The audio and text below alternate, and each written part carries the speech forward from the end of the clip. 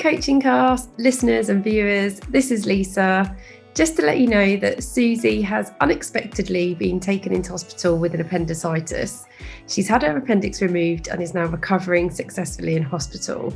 She's doing absolutely fine and she's going to be completely well. But what this means is we have a gap in our recording schedule. However, we didn't want to leave you without any great content to listen to or to watch.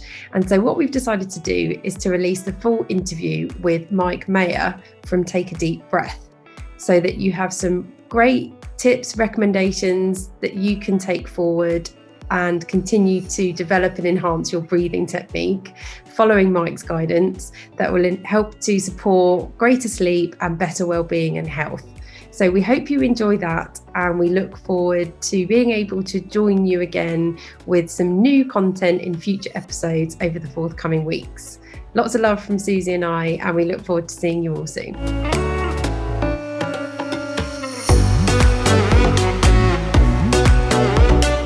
We're super lucky to welcome a special guest on today's episode, Mike Maher, breathwork coach and creator of the Take a Deep Breath YouTube channel and the podcast Breathcast. If I've said that right, Mike, you can correct me later. So, Mike, lovely to have you. Thank you so much for being here. Really appreciate it. Yeah, really glad to be here. I think to start off with, what would be really helpful is if you could just tell us a little bit about Take a Deep Breath and what it's all about. Okay, so it's very cool to be here with you guys. So thank you for your time. So Take a Deep Breath is a YouTube community of about 70,000 people, all obsessed, I think, in some way or another with breathing or breath work. So the channel now has something like 120, 150 dedicated breathing videos, and people think, well, what the hell is breathing? What do you mean? And to quote my partner's mum, and she's like, what the hell is he doing? Breathe in, breathe out, and which, actually on paper is correct. But if you think about breath work a bit like how maybe you'd think about yoga or mindfulness, we sit in that kind of category.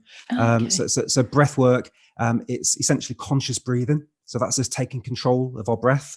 And we're the only animal on the planet to date that we're known of that has this power or magic to take control of our breathing, because for every other animal, it's completely automatic. So we have this power to control our breath, and science has shown that the way we breathe affects the way we feel and think. So by changing consciously our breath, we can change the way we think and feel. So it really is a bit of a superpower. Wow. And it's fascinating when you talk about it, because even in the way that you state there about us being the only animal in the animal kingdom that can control our breath, I think even I would be in the space of thinking, but my breath is involuntary. I just breathe and I don't put a lot of conscious effort into it. Not that I realise potentially. And actually, it's only from listening to your podcast, Breathcast, and obviously spending time with you, that I've realised how wrong I am about it. And it's caused me to be so much more conscious of my breathing when I'm walking, when I'm trying to sleep, when I'm exercising, especially now when I'm running. I'm really conscious of just breathing through my mouth and thinking about whether that's a good thing or not, and whether it's doing me any favors when I'm like panting up a hill. And I think, it's really interesting. As I said, I honestly would have thought of it as an involuntary reflex, not a conscious one. Yeah, I mean, it really is automatic most of the time. So we breathe about 25,000 breaths per day, and 99.9% of those are going to be automatic, but they're almost a learnt behavior. So if you look at a young child, they're breathing with the belly, they're breathing with the diaphragm, they've got a really good natural breath routine. But as we get older and become more self-conscious and we see the Barbie dolls and all these different things, we start sucking our stomach in. So our diaphragm can't move properly. We're experiencing chronic stress all the time, and stress breathing is mouth breathing. So we end up breathing with our mouth, with our diaphragm not moving. We end up breathing shallow. So we end up changing this thing that was given to us by nature, and we end up ruining it. But the good thing is we can go back and we can kind of recapture it again. But if you look around, if you go, I know obviously right now there's not a lot of gyms that are open, but if you go and look at a gym, or you go and look at people running through the park, most people have got the mouth open. And it's a good point to address, because probably most people listening may not know this. And I only learned this less than 2 years ago, and I've been on this breathwork journey for 4 years. Breathing through the mouth is trauma to your airways, and it sounds crazy the first time you hear it. You think, what? No, I've been doing it for years. But your mouth is for eating and for drinking and for talking. It is not for breathing. It's an emergency evolutionary backup if something's going on. If there's a saber-toothed tiger here and you need to run, then your mouth can open up to help you with that panic to get, tense and ready to go. But in the office, sitting down at your desk, you should not be panting through your mouth because you're stressing yourself out. And actually, what happens is when you mouth breathe, well, actually, no, let me flip it around. The benefits of the nose are this. There's many, but the nose is a wonderful organ that we think it's just this bit that sticks out, but actually it goes into your skull. It's about the size of a snooker ball. And it's huge. And in there's all sorts of things. There's these things called turbinates. And what happens is the air gets forced in through your nose and it spins around and it goes into the sinus cavity. You've got all these hairs. You need to leave those hairs alone. I only learned this the other day. I didn't know this. This only came to me. This is a good top tip. Yeah, I was going to say. Those hairs are evolutionarily placed there to filter rubbish out of the air. And if you remove too many of those hairs, you're suddenly taking away one of your first lines of defense of cleaning the air. And with what's going on now with COVID, it is a genuine shock that they're not talking about nasal breathing, because with mouth breathing, the air just goes straight in. So anyway, so with the nose, you've got the filtering going on. You've got this thing called nitric oxide, which gets released by the nasal cavities.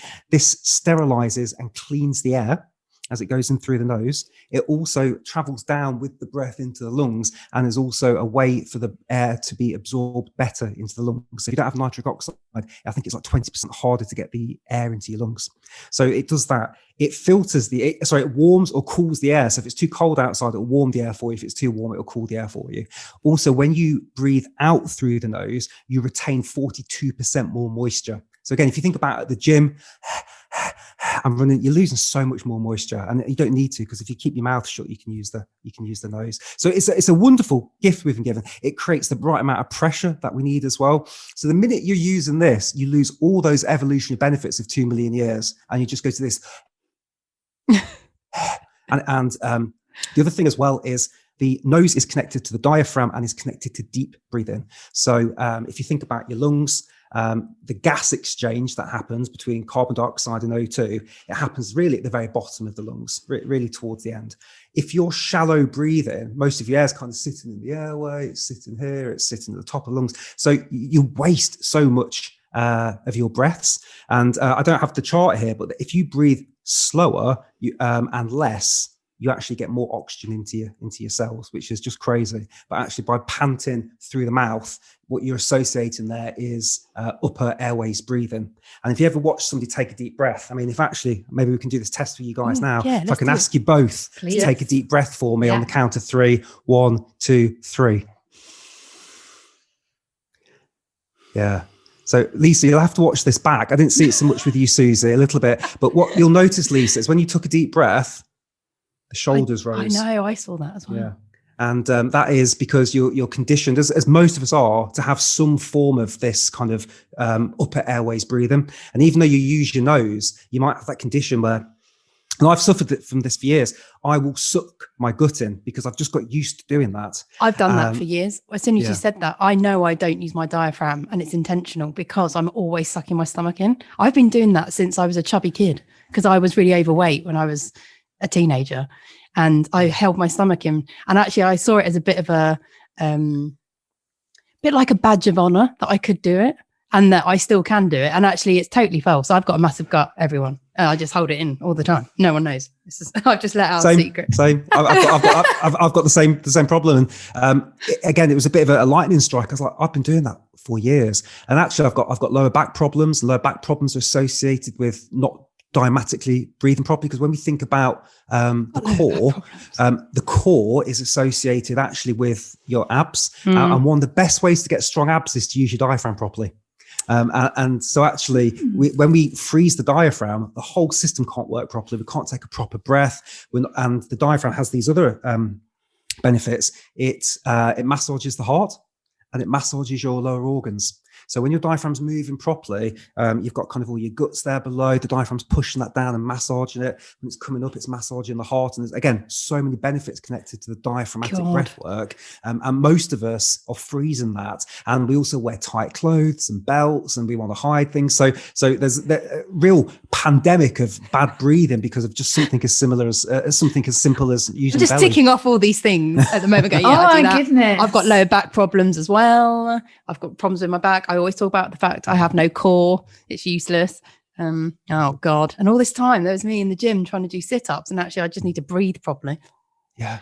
Although what it does tell me is the fact that I've been wearing joggers for nearly the last year has helped in terms of massaging my Your diaphragm.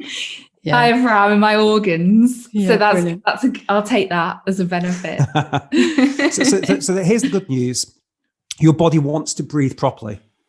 So it doesn't take that long for you with some conscious work to go back to learning how to breathe properly, because we already know how to do it. We've evolved to do it. We grew up doing it. We've just stopped doing it. So actually there's a series of tips and tricks and exercises how to do that. And we can talk a bit about that today as well. But a lot of it will be consciously taking the time. So a bit like how people take the time to meditate or to stretch, we should be taking the time to learn how to kind of recapture our proper, what people call functional breath work. That's the thing, functional breathing. A lot of us are dysfunctionally breathing. It's a bit like going to the gym and lifting a weight, but lifting it all wrong. Actually, before we get stuck into things like the big breathing exercises like Wim Hof breathing or something, what I've learned now is you need to stop. You need to get your proper breathing sorted first before you do, before you stop bench pressing, 200 kilograms. Let's learn how to stand properly and stretch.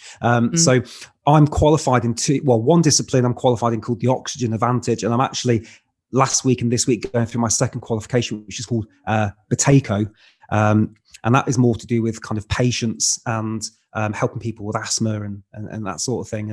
And in short, they both revolve around functional breathing and slow rhythmic breathing. So I'll just quickly list this for you. So good breathing is this. Good breathing is rhythmic and consistent. Good breathing is silent. You shouldn't be able to hear good breathing. It's not good. You've got strained breath work. Good breathing is through the nose, and good breathing is using the diaphragm. So those are the sort of key things that we should be looking for. So if you are breathing through your mouth and you're pausing, that's the opposite. It's bad breathing. If you're using the chest and the shoulders are going up, again, that's not good breathing. And if you can hear somebody's breathing and it sounds labored, then these are signs of dysfunctional breathing, and they're the sort of things that you can work on and you can absolutely fix. Amazing. So what inspired you to get into breath work and ultimately to become a breath work coach? Complete accident, 100% accident. So Lisa, you and I were working at a big energy corporation together several years ago. And I'd gone through a divorce and was a little bit lost, I guess, in life. I wasn't sure what to do, and listening to loads of podcasts, listening to the Joe Rogan podcast. Before it was ultra cool like it is now, back in sort of 2014, 15. And there's a guy on there called Wim Hof, who's this Dutch athlete, and he's got 26 world records. And I've always been terrified of the cold and cold water. And just something inside me said, you need to go and spend some time with him, because he was offering retreats. And I had a little bit of money and I thought, I'm going to go and do that. So I went on the website one Saturday and booked it. And that was it. I did it really without thinking, without planning. And I was like, oh yeah, I'm going to Poland in 3 months' time. I'm going to go and spend a week with Wim Hof. And it was literally that, just something in me said, you need to go and do this. And without going too deep and too far, I think there's this thing around, as you get older in life, you start to think there is no magic. Everything is just what you perceive it to be. You go to work, you watch TV, you go to bed, and that's it. And then this guy came on the podcast, and I was like, "There's some magic here. Something's going on." And by magic, I'm not being silly. There's a lot of science here, but just something special. There's something special. I'm using the word magic. And anyway, so flew out to Poland. 60 of us with this crazy guy. He's screaming at us. He's got his dog and he's chanting. He's got his guitar and on the first day, we start doing these breathing exercises. And I've got no idea. I've never done a breathing exercise in my life. This is 2016, sort of November, December. Never done a breathing exercise. And already my head's all light and tingly, and I'm starting to feel these things I've not felt before. And I've seen a documentary, by the way, which you can watch on Vice about this. Saw that first, and people are crying. I thought, oh God, I wonder if that's going to happen to me. And Anyway, fast forward through that week, we're jumping into ice baths, we're climbing mountains in our pants in -5 degrees. But the thing that got me, the thing that really got me, and I've told this, I won't go into the full detail of it, but we did a breathing session, which lasted about an hour and a half. And it was this deep breathing, deep breathing. And when you do deep breathing, what you're actually doing, and people don't realize this, when you're taking these big breaths in, you're not oxygenizing your body. You're taking oxygen away from your brain. Because what's happening is when you're taking deep breaths of oxygen, you're lowering your CO2. And when you don't have enough CO2 in your body, you can't get the oxygen to your cells. So your oxygen can't get to the brain because it doesn't have the CO2 to help that happen. So by taking these big breaths in, I'm depriving my brain of oxygen for a significant period of time. And people still don't really know what's going on during this period. One theory is that your brain thinks it's dying. So it releases all of these lovely chemicals, endorphins, and possibly even DMT, which is a very psychoactive drug. So anyway, did all of this breathing, had some fantastic visualizations, had some big experiences with this group, people crying, people laughing. And anyway, after that session, I was like, there's something to this. Something's going on here. I need to know what this is.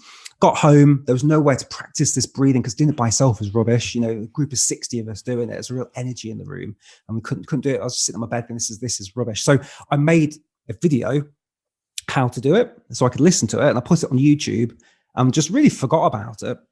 And then it was about a year later, someone said to me, you know, you've got like 1,000 subscribers on there. And I was like, no. And I looked and the video had just, you know, because it was really the only video at the time that had that particular method on it. And then from there, I just started making more. We were traveling, me and my girlfriend, and I had some spare time. And I thought, I might make another couple of videos. And every video just grew and grew and grew and grew. And then pandemic happened last year. And I thought, you know what? I've got a good feel for breathing. I only really know one or two methods. And I don't really understand the science. I really want to understand what's going on here with the science. So I then signed up to Patrick's Oxygen Vantage course, and that's when I became a breathwork instructor, because I thought, I'm putting stuff online. I know how it makes me feel, but I don't really know what's going on and what the physiology means, and I'd like to know that. So really, I had to, you know, a bit of spare time because of the pandemic, a bit of spare money because I wasn't paying to get the train to work every day, and so that's where I then became kind of a breath coach. And then from that, the podcast happened because through the training, I met some people that are in the breathwork industry, and they recommended certain people like James Nestor, and then that's it. So that in essence is the short story. So some crazy breathing followed by, you know, learning the science to here we are today. Yeah, which is, I mean, it's fascinating, and thank you for sharing, Mike, because I do remember that journey you went on. Yes, we were working together very closely, and I was fascinated by what you were doing at the time. And it felt like such an adventure that you went on, and it was not something I'd never heard of before. And actually, I did love the kind of eccentricity of the whole thing, especially, you know, seeing you in your pants running up a mountain, which, you know, it still tickles me today. But in terms of how what you've learned has then impacted your day-to-day, and especially because, you know, predominantly you're still very much in an office environment when, you know, it's not COVID. You know, how do you take what you've learned and what you continue to learn in this passion of yours into what you do in work as well? So like you mentioned a little bit earlier, Lisa, I think being aware of your breath is massive. So actually going back to the energy company we worked for, when I got back from that Poland experience, the Wim Hof experience, I went into a meeting on the Monday. I don't think you were there at that time, but it was quite a stressful meeting, and a lot of people were very angry. And often the way sounds actually about right. we were, Sounds like exactly every day. Don't it? And I'd come back with this awareness of my breath, and I remember thinking, "Oh my God, I'm panting." And I had never really realized that before. I was panting, I was tensing my stomach, and I was basically in a form of panic breathing in the first meeting back of the week. So now that I'm aware of that, so if I go into a meeting now, be it on Zoom or what have you, I'll be making sure that I'm nasal breathing, and I'll make sure that I'm taking big, slow breaths, deep breaths. Sorry, not big, deep breaths. And that will be a big thing, because especially if I'm being attacked, you know, it's like in the corporate world, you might be having some challenges. So if I'm having a challenging situation, I'll make sure that I'm having that kind of breathing. But I think if we just take a step back, because I think we spoke very lightly about sleep earlier, without because we talk about, how do you motivate a team of people? How do you bring the best version of yourself to work every day with the pandemic that's going on? Well, for me, sleep is the foundation, and I think it's very easy to say that, and we could all reel off information right now about what makes good sleep, but then actually do people practice that? So for me, I read a book called Why We Sleep by Dr. Matthew Walker, and it had the wrong effect on me. It stressed me out. I was like, I need to get good sleep. And I read it just before I went traveling. And so there was many excursions that me and Nina wanted to go on, like, go to a volcano for sunrise. I was like, don't want to ruin my sleep. So I actually had the wrong effect on me. Okay. So don't read that book, people. But in essence, the book will talk about things like Margaret Thatcher and Ronald Reagan, and how they both,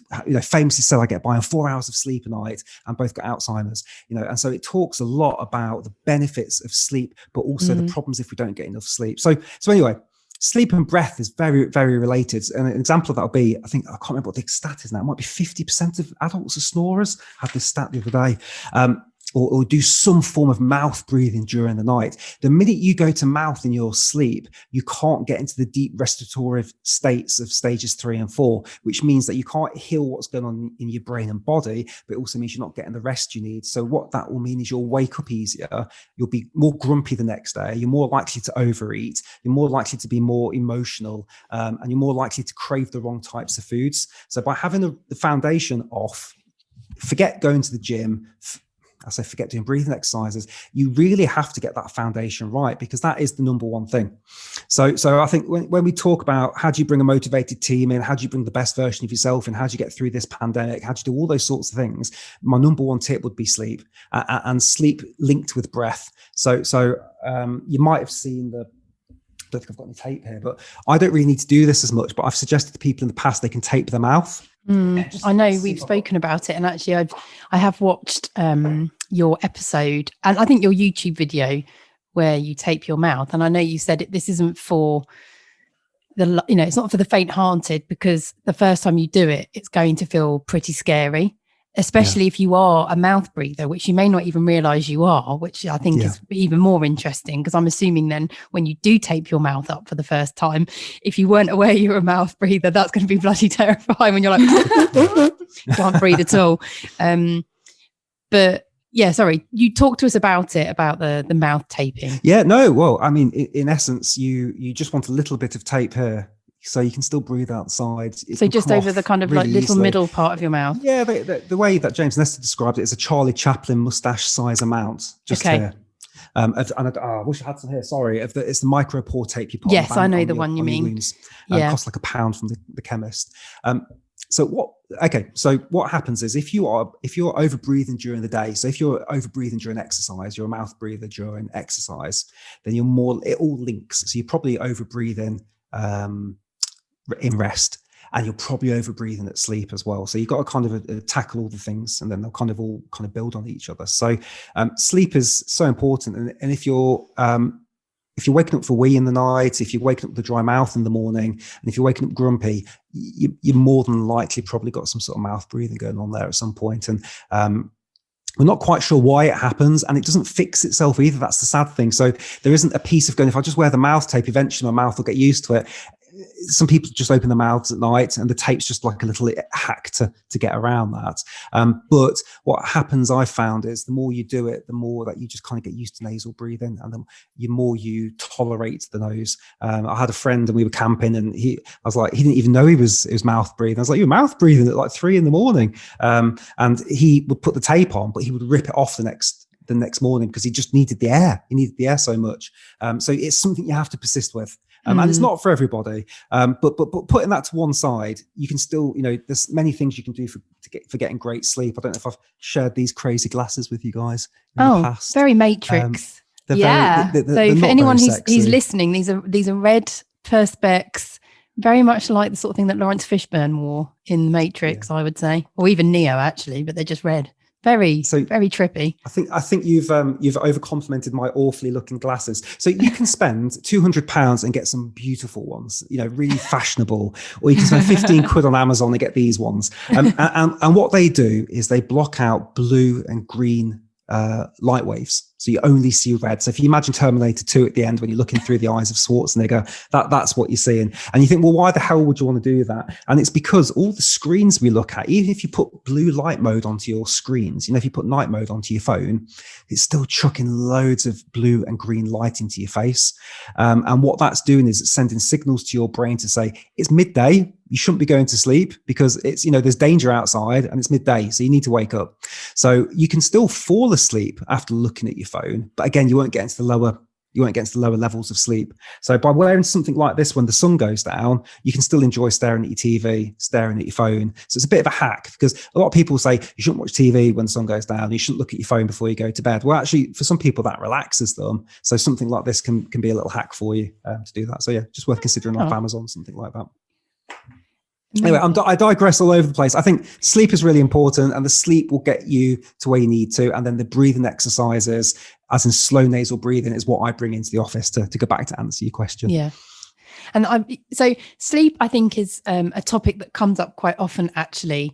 And yet, for me personally, is not an area I really focus on, not for myself personally, because I think I get enough sleep. I think I get a good sleep, but yet, hearing everything you've just described actually is making me second guess that, because now I'm thinking, actually, I do wake up with a dry mouth. I have become a snorer. So I have started snoring quite badly in the last, I would say, 7 years, which I don't think I had before. So something has changed, and I think I must have reverted more to mouth breathing to now be snoring so much. And that is something that is in the back of my mind as to why that's happening. And I do often wake up. I wouldn't say I wake up grumpy. I wake up in a state of, I call it like zombie state, where I just feel as though I don't have the energy to get up. Like I feel really lethargic, and yet I've been asleep I believe I've been asleep for 7 hours. So yeah, it's definitely an interesting one. And I think sleep is one of those areas, especially when we talk about energy, which I think gets overlooked quite a lot, as in it gets dismissed, as in there are other secrets to finding your energy, when actually that's kind of the most obvious one when you think about it, because we sleep to rejuvenate. Yeah. Matthew Walker says that I've got a pill for you, and this pill will make you lose weight and be happier, and reduce risk of cancer by 30%, reduce diabetes by I think 50%. I might be butchering the figures. It will reduce inflammation in your body, and all these things. It'll make you feel happier. Do you want this pill? And the pill is called sleep. And so that book, as much as it stressed me out, changed, really was as big a game changer as breath was. The other thing to just, you can Google sleep hygiene, but the other thing that was a real game changer for me was not eating. And I do still drink a little bit of tea or something, but not eating at least. So making sure that the last piece of food that goes in my mouth is a minimum of 3 hours before I want to be asleep, because what happens is if your body's busy digesting that food, it can't run all the sleep cycle functions it needs to. So, for example, it's as crazy as it sounds, your brain, it washes your brain. There's a chemical gets released, and it kind of scrubs some stuff that's going on. And if you're busy digesting, you can't get rid of that. And that again is a precursor to Alzheimer's, apparently. So it's so important to have that kind of digestion done before you kind of hit the sack. A cool bedroom.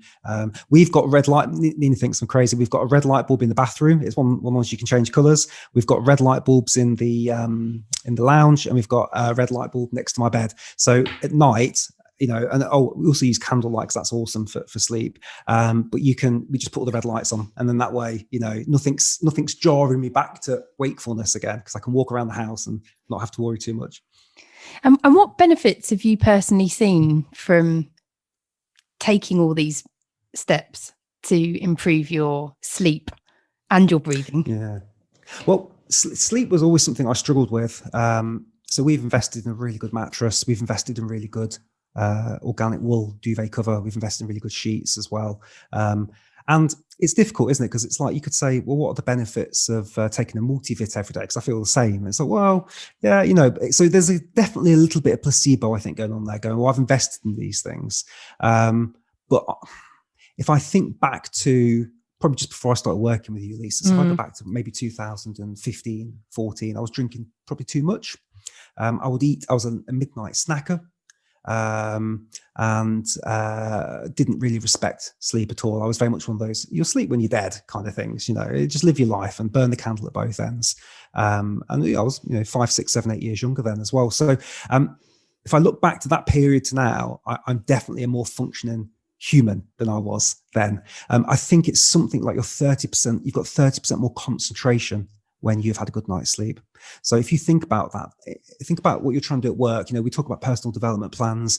We talk about, I need to get better at presenting skills, or I need to get better at, holding objections in the meeting. Or actually just imagine being 30% more effective. That in itself is going to help all of those areas. So we get too caught up on, I need to get up early and go to the gym, and then I'm going to go work, and maybe I'm going to do a course on something. Well, actually, no, get some more sleep, but be conscious of the fact that you've got that sleep, because it's going to help you be better in all of your life.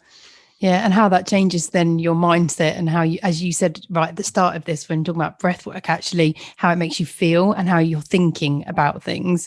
And that in itself, I think how it affects your mindset can be such a key motivator, because so much of what demotivates us is actually what we're thinking about. So actually, if you're helping your body to be in a stronger place through sleep, through breath work, through thinking about what you're eating, through thinking more about your routine, even like when you said, when are you eating? Actually, all of that, as stealing your word, gives you the foundation to be in a better space, to be thinking about things.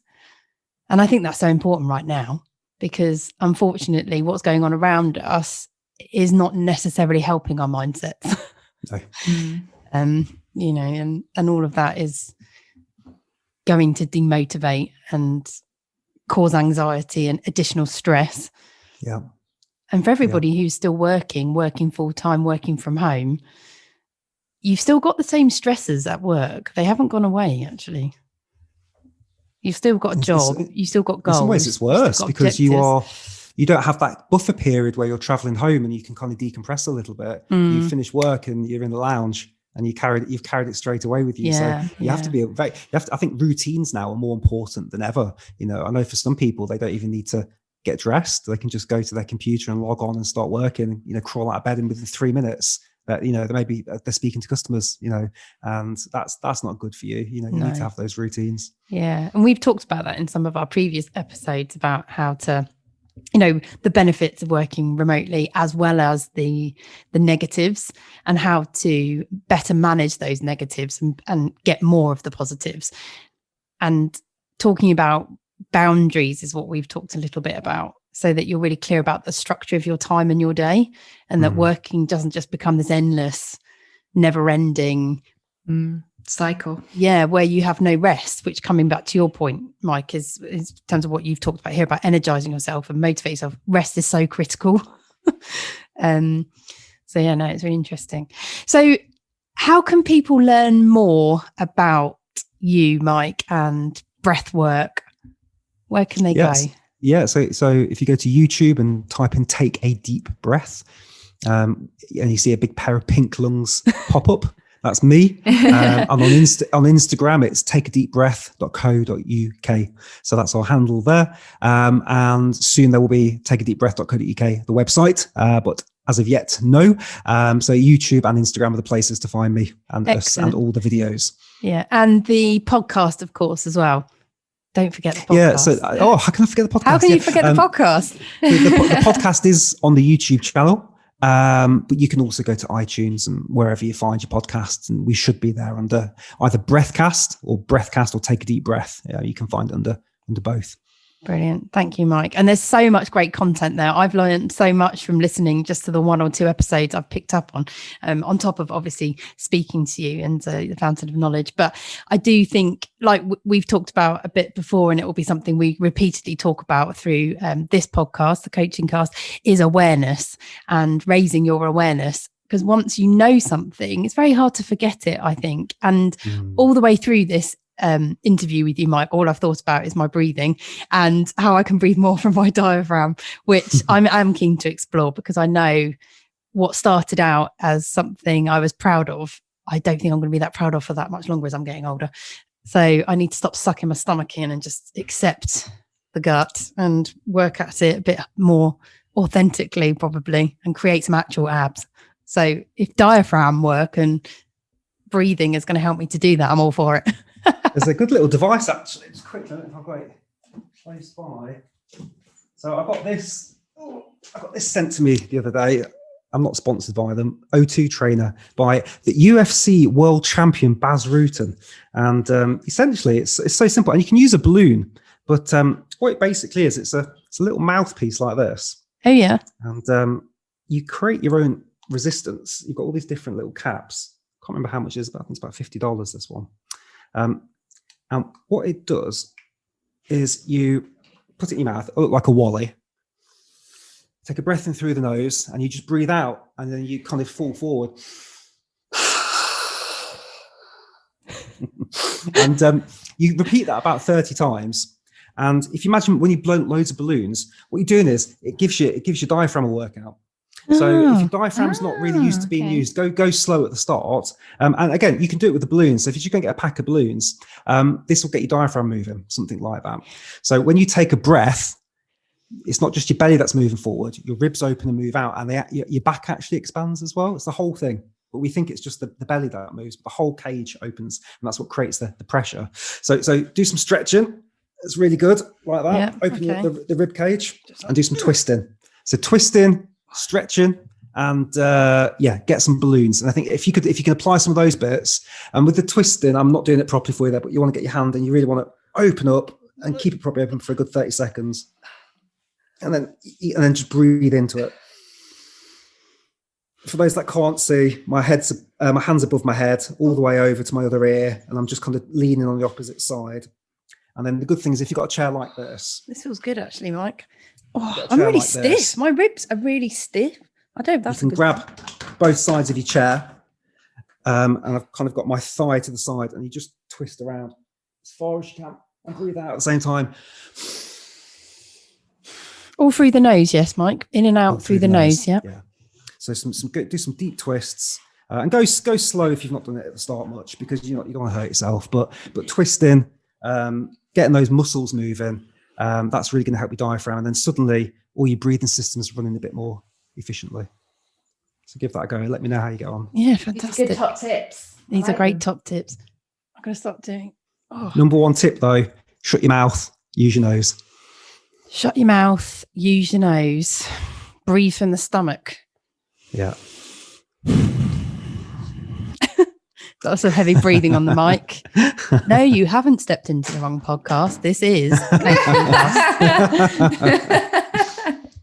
Brilliant. That's great. Thank you so much, Mike. That was excellent. No, I really enjoyed that. Thanks, guys. Really thanks, Mike. I've learned a lot. That's brilliant.